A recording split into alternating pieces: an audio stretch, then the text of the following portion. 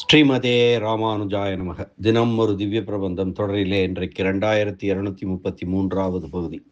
திருமங்கியாழ்வார் அருளிய சிறிய திருமடல் பிரபந்தத்தை நாம் பகுதி பகுதியாக அனுபவித்து வருகிறோம். என்னென்றால் சிறிய திருமடலே 155 வரிகள் கொண்டது. அவற்றை அனைத்தையும் ஒட்டுமொத்தமாக அனுபவிப்பது என்பது மிகவும் சிரமம் என்ற காரணத்தினால் பகுதி பகுதியாக பிரித்து அனுபவித்து வருகிறோம். அதிலே இன்றைக்கு 18வது பகுதி. பரகால நாயகியை துன்பம் கொடுத்தது பேராயிரமுடையான் என்று கட்டுவச்சி சொன்னவுடன் நிம்மதி அடைந்தாள் தாயார். இவளுக்கு வேண்டியவள் தானே, எம்பெருமான் தானே, இவள் கேட்டால் இவளுக்கு திருத்துழாய் மாலையை தரமாட்டானா, இவளுக்கு அருள் புரிய மாட்டானா என்று நிம்மதியடைந்தாள் திருத்தாயார். இவள் இனி என்ன செய்ய போகிறாள்? பரகால நாயகி இவள் மடல் எடுக்க வேண்டும் என்று தயாராக இருக்கிறாள். இனி இப்பொழுது என்ன செய்ய போகிறாள் என்று சொல்லக்கூடிய பாசுரப்பகுதி தான் இன்றைய பாசுரப்பகுதி. தலைவியின் நிலை. வாராய் மடநெஞ்சே வந்து மணிவண்ணன் சீரார் திருத்துழாய் மாலை நமக்கருளி தாரான் தரும் என்ற இரண்டத்தில் ஒன்று அதனை ஆரானும் ஒன்னாதார் கேளாமே சொன்னக்கால் ஆராயுமேலும் பணிகேட்டு அது அன்று எனினும் போராதொழியாதே போந்திடு நீ என்றேற்கு காரார் கடல் வண்ணன் பின்போன நெஞ்சமும் வாராதே என்னை மறந்ததுதான். பரகால நாயகி தன் நெஞ்சை எம்பெருமானிடம் தூதுவிட தீர்மானிக்கிறாள். நெஞ்சத்தை அழைக்கிறாள். வாராய் மட நெஞ்சே வந்து மணிவண்ணன் சீரார் திருத்துழாய் மாலை நமக்கருளி தாரான் தரும் என்ற இரண்டத்தில் ஒன்றதனை ஆரானும் உண்ணாதார் கேளாமே சொன்னக்கால் ஆராயுமேலும் பணிகேட்டு அது அன்று எனினும் போராதொழியாதே போந்திடு நீ என்றேற்கு காரார் கடல் வண்ணன் பின்போன நெஞ்சமும் வாராதே என்னை மறந்ததுதான். வாராய் மட நெஞ்சே வந்து மணிவண்ணன் சீரார் திருத்துழாய் மாலை நமக்கருளி தாரான் தரும் என்ற இரண்டத்தில் ஒன்றதனை ஆரானும் ஒன்னாதார் கேளாமே சொன்னக்கால் ஆராயுமேலும் அது கேட்டு அது அன்று எனிலும் போராதொழியாதே போந்திடு நீ என்றேற்கு காரார் கடல் வண்ணன் பின்போன நெஞ்சம் வாராதே என்னை மறந்தது கான். இந்த பாசுர பகுதியான பதவரை பார்க்கலாம். வாராய் மடநெஞ்சே, அறிவுகட்ட மனமே, தூது போவதற்கு வாராய். வந்து எம்பெருமானிடம் சென்று மணிவண்ணன் நீலமணி நிறத்தனாகிய எம்பெருமான் நமக்கருளி நம்மிடம் கருணை கூர்ந்து சீரார் திருத்துழாய் மாலை சிறப்புடைய திருத்துழாய் மாலையை தாரான் தரும் என்ற இரண்டத்தில் ஒன்றதனை தருவான் தரமாட்டான் என்ற இரண்டில் எதையாவது ஒரு சொல்லினை அவன் சொல்லும்படியாக ஒன்னாதார் ஆரானும் கேளாமே சொன்னக்கால் அவனை விரும்பாத அவனுடைய பகைவர்கள் யாரும் செவிமடுக்காதபடி நீ கூறினாயானால் பணிகேட்டு சொற்களை கேட்டு ஆராயுமேலும் அன்புடன் என்னை பற்றி கேட்டானானாலும் சரி, அது அன்று எனினும் என்னை பற்றி தனக்கு ஒன்றும் தெரியாது என்று மறுத்து கூறினாலும் சரி, நீ போராது ஒழியாதே. நீ இங்கு மீண்டு வராமல் எம்பெருமான் பக்கத்திலேயே தங்கிவிடாமல் போந்திடு நீ என்னிடத்தில் வந்து சேர் என்றேற்கு என்று கட்டளையிட்ட என் சொற்களுக்கு உடன்பட்டு காரார் கடல் வண்ணன் பின் கரிய கடல் போன்ற நிறத்தனாகிய எம்பெருமானிடம் போன நெஞ்சமும் சென்ற என் மனமும் வாராதே என்னிடத்தில் எம்பெருமான் கூறிய சொற்களை கேட்டுக்கொண்டு திரும்ப வாராமல் என்னை மறந்ததுதான். தன்னை எம்பெருமானிடம் தூதாக அனுப்பிய என்னையே மறந்து அங்கேயே எம்பெருமானிடமே தங்கிவிட்டது என்பதுதான் பதவுரையாகும்.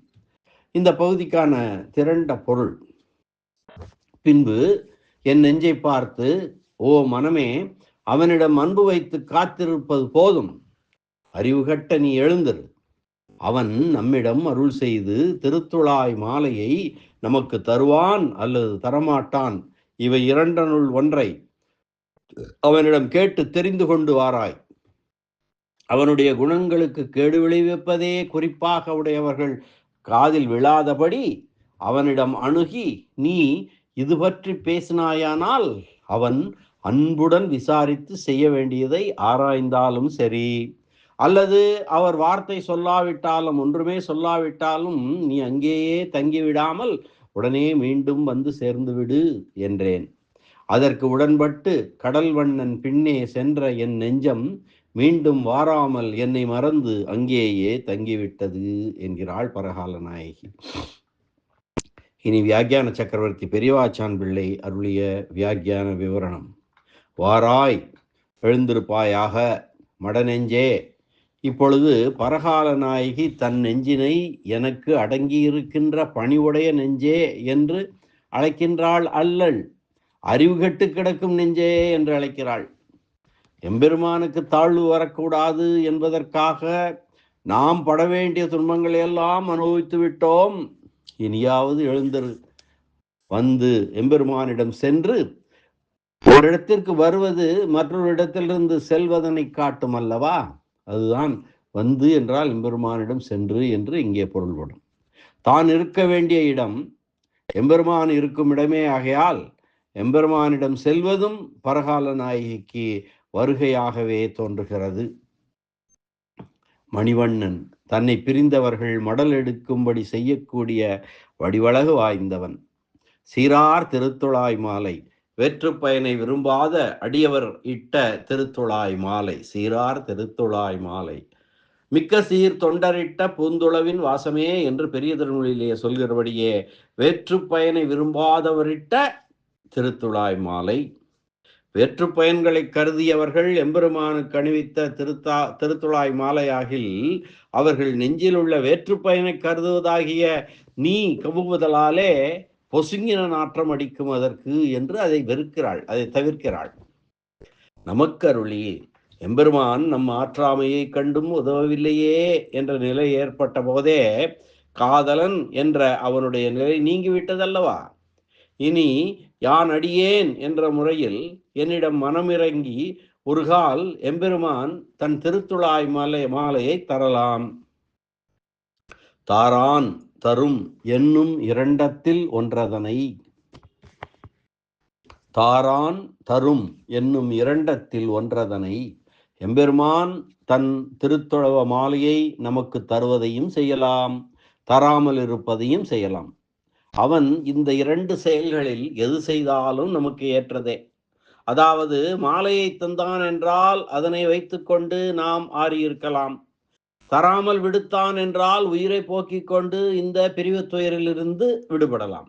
ஆக இரண்டும் நமக்கு ஏற்றதே என்கிறாள் பரகால நாயகி. ஆறானும் ஒன்னாதார் கேளாமே சொன்னக்கால், எம்பெருமானுடைய பண்புகளை அழிப்பதற்காக இருக்கிறவர்களும் உண்டு. அவர்கள் காது கொண்டு கேட்காதபடி எம்பெருமான் காதுகளில் மட்டும் கேட்கும்படியாக சொல்லு. தன் நெஞ்சிடம் சொல்கிறாள், எம்பெருமானிடம் சென்று எம்பெருமான் காதுகளில் மட்டும் விழும்படியாக சொல்லு. எம்பெருமானுடைய தனித்தன்மை, வடிவு, பண்புகள், செல்வங்கள் இவற்றை அழித்து மடலெடுக்க போகும் நிலையிலும் எம்பெருமானிடம் தான் கொண்ட அன்பினால் அவன் பகைவர்கள் காதில் படாதபடி எம்பெருமானிடம் இரகசியமாக சொல்லு என்று பரிவே வடிவெடுத்த பரகால நாயகி தன் நெஞ்சிடம் குறிப்பிடுவதை காணலாம். பரகால நாயகி மடல் எடுக்க இருக்கிறாள். மடல் எடுப்பது என்ன என்பது என்ன? தெருவெல்லாம் போய் ஊரெல்லாம் போய் எம்பெருமானுடைய சொரூபம், பண்பு, வடிவு, செல்வங்கள் அனைத்தையும் அழிக்கும்படியாக பேச வேண்டும், சொல்ல வேண்டும். அப்படி மடல் எடுக்க போகும் நிலையில் இருக்கக்கூடிய பரகால நாயகி நெஞ்சிடம் தூதாக சொல்லி அனுப்புவது என்ன? எம்பெருமானிடம் தான் கொண்ட அன்பினால் அவன் பகைவர்கள் காதில் படாதபடி எம்பெருமானிடம் ரகசியமாக சொல்லு என்று பரிவே வடிவெடுத்த பரகாலனாகி தன் நெஞ்சிடம் கொடுப்பிடுகிறாள் என்பதை கவனிக்கலாம். ஆராயுமேலும் பணி கேட்டு, நெஞ்சமே உன்னை கண்டபோதே எம்பெருமான் பரகாலனாகி என்ன பாடுபட்டாள், அவள் உயிரோடு இருக்கிறாளா, நான் சென்று அவளை அடையும் வரை உயிரோடு இருப்பாளா என்று திருவுள்ளம் கொண்டு கேட்டானே. ஆனாலும் ஆராயுமேலும் பணி கேட்டு, அது அன்று எனினும் அப்படி இல்லாமல் துஷ்யந்தனை போல எம்மை பிரிந்து நோவுபடுகிறாள் என்று நீ குறிப்பிடும் அந்த பெண் யார் என்பதையே நாம் அறியோமே என்று எம்பெருமான் கூறினானாலும், இங்கே துஷ்யந்தன் சகுந்தலையுடன் சேர்ந்து பிரிந்து நாட்டுக்கு சென்று விட்டான். அவள் அந்த சகுந்தலை என்பவளையே மறந்து விட்டான் அவன். அதுபோல என்னையே மறந்து விட்டாள், மறந்து யாரென்று அறியாது என்று எம்பெருமான் சொன்னானாலும் போராது ஒழியாதே. எம்பெருமான் என்னை அறியவில்லை, அறிந்திலேன் என்றால் என்னை பற்றி அவன் திருவுள்ளத்தில் கொள்ளுமாறு சொல்லி அவனிடம் பதில் பெற்று மீள வேண்டும் என்று அங்கேயே நின்று காலம் தாழ்த்தி இருக்காமல், எம்பெருமான் என்னை அவள் யார் என்று பரகாலனாகி யார் என்று தெரியாது என்று சொன்னாள். அதற்காக நீ அங்கேயே இருந்து என்னை பற்றி கொஞ்சம் கொஞ்சமாக சொல்லி அவனிடம் அறிவுறுத்தி அவனிடமிருந்து பதில் கேட்டு வர வேண்டும் என்று அங்கு நின்று விடாதே, போராது ஒழியாதே, போந்திடு நீ. என் ஆற்றாமையை கண்டும் என்னை மறந்த எம்பெருமானைப் போல் அல்லாமல் நீ என்னிடம் மீண்டு வந்துவிடு, போந்திடு நீ. போராது ஒழியாதே போந்திடு நீ என்றேற்கு, நான் அல்லவோ இந்த நெஞ்சினை எம்பெருமானிடமே தங்க செய்து விட்டேன் என்று வருந்துகிறாள் பரகால நாயகி.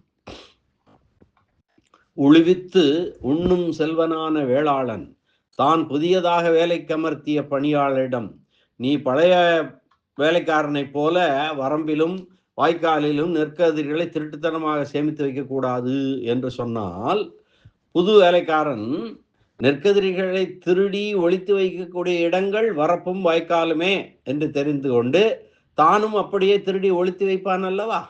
அதுபோல போராது ஒழியாதே போந்திடு என்று நான் என் நெஞ்சிடம் சொல்ல, என் நெஞ்சு எம்பெருமான் பற்றிய செய்தி கண்டால் திரும்ப வரக்கூடிய செய்தி அல்ல என்பதை அறிந்து கொண்டு அங்கேயே அவனிடத்திலேயே எம்பெருமானிடத்திலேயே தங்கிவிட்டது.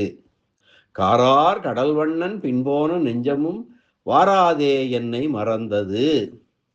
என் ஆற்றாமையை கண்டு கண்ணும் கண்ணீருமாகி என் துயரை துடைப்பதற்காக எம்பெருமானை நோக்கி போன என் நெஞ்சு எம்பெருமானை கண்ட அளவிலே அவன் வடிவலைகளே ஈடுபட்டு என்னை மறந்து விட்டது. கடல் வண்ணன் பின் போன நெஞ்சமும் வாராதே என்னை மறந்தது. ராமம் மேனு கதா சிருஷ்டி, ராமம் மேனு கதா சிருஷ்டி, ராமனை என் கண் பின்தொடர்ந்து சென்றது என்று தசரத சக்கரவர்த்தி சொன்னது போல எம்பெருமானை காணச் சென்ற என் நெஞ்சம் அத்யாபி ந நிவர்த்ததே, இதுவரை என்னிடம் திரும்ப வரவில்லை என்று தசரதன் சொன்னது போல இன்று வரை என் நெஞ்சமும் என் பக்கம் திரும்ப வரவில்லை என்று சொல்லுகிறாள் பரகாலனாகி. கடல் வண்ணன் பின்போன நெஞ்சமும் வாராதே என்னை மறந்தது என்று அற்புதமான இந்த பாசுர பகுதி. அதனை அனுபவத்தை நிறைவு செய்வதற்கு முன் அந்த பாசுர பகுதியை மீண்டும் ஒரு முறை அன்வைக்கலாம். வாராய் மடநெஞ்சே வந்து மணிவண்ணன் சீரார் திருத்துழாய் மாலை நமக்கருளி, தாரான் தரும் என்ற இரண்டத்தில் ஒன்றதனை ஆரானும் ஒன்னாதார் கேளாமே, சொன்னக்கால் ஆராயுமேலும் பணிகேட்டு அது அன்று எனிலும் போராதொழியாதே போந்திடு நீ என்றேற்கு, காரார் கடல் வண்ணன் பின்போன நெஞ்சமும் வாராதே என்னை மறந்ததுதான். வாராய் மடநெஞ்சே வந்து மணிவண்ணன் சீரார் திருத்துழாய் மாலை நமக்கு அருளி, தாரான் தரும் என்ற இரண்டத்தில் ஒன்று அதனை ஆரானும் ஒண்ணாதார் கேளாமே, சொன்னக்கால் ஆராயுமேலும் பணிகேட்டு அது அன்று எனிலும் போராது ஒழியாதே போந்திடு நீ என்றேற்கு, காரார் கடல்வண்ணன் பின்போன நெஞ்சம் வாராது என்னை மறந்ததுதான் என்ற இந்த பாசுர பகுதி அனுபவத்தை நிறைவு செய்வோம். மீண்டும் அடுத்த பகுதியிலே மேலும் பரகால நாயகி என்ன சொல்கிறாள், என்ன செய்ய இருக்கிறாள் என்பதனை பார்க்கலாம். மீண்டும் நாளை சந்திப்போம். நன்றி, வணக்கம். ஸ்ரீனிவாச வெங்கடேச ராமானுஜதாசன் திருவரங்கம். எல்லாம் வல்ல எம்பெருமான் நாராயணன் திருவடிகளே சரணம். அரட்டமுக்கிய அடியார் சீயம் கலிகன்றி கலியன் பரகாலன் திருமங்கியாழ்வார் திருவடிகளே சரணம். வியாக்கியான சக்கரவர்த்தி ராமாயண பெருக்கர் பரமகாருணிகர் உரைப்பெருமன்னர் பெரியவாச்சான் பிள்ளை திருவடிகளே சரணம். ஆழ்வார் எம்பெருமானார் ஜீயர் திருவடிகளே சரணம்.